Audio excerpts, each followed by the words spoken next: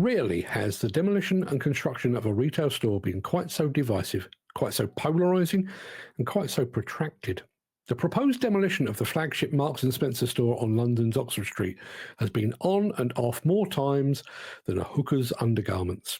The store was to be demolished. Then that demolition was blocked over sustainability concerns.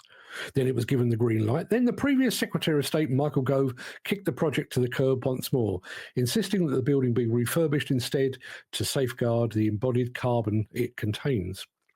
And now, to add one further twist to a plot that would be dismissed as too convoluted by even the most trashy soap opera writer, Deputy Prime Minister Angela Rayner has switched the green light back on again. Now, the fact that the project was blocked by a Conservative government and then given the go-ahead by a Labour government is just another layer of divisiveness in this troubled tale of a project that had caused a schism even before the demolition equipment had been deployed. Demolition contractors, particularly the demolition contractors selected to deliver this high-profile project, will be celebrating Angela Rayner's decision. Environmentalists, meanwhile, will likely be crying in their carbon-neutral beer as what they will see as a slap in the face. Yet the divided political and environmental lines are missing a key element in a wrangle that has already dragged out over more than 3 years.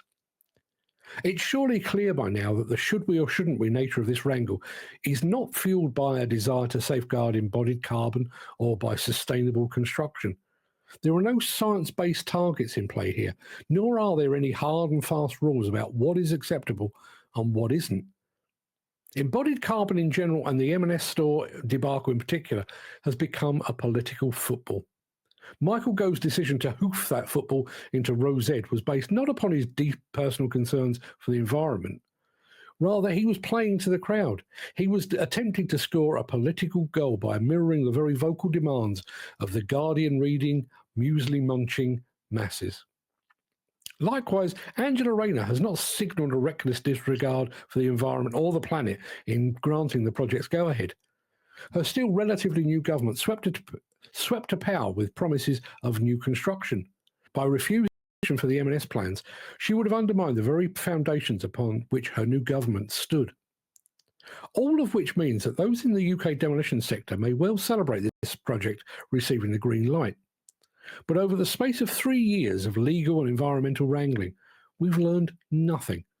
We're no nearer understanding today what constitutes an acceptable loss of embodied carbon than we were when this project first landed on the desk of the planning officer. Angela Rayner's decision, which I applaud incidentally, has almost certainly set a precedent, but not a legal one. It just means that similar decisions will be awarded to those that shout loudest or that have the most beneficial political sway. Rather than creating a legal or scientific lens through which to view future projects of this nature, the M&S store debacle has merely demonstrated that the ultimate decision will be driven by political expedience rather than any desire to safeguard the environment.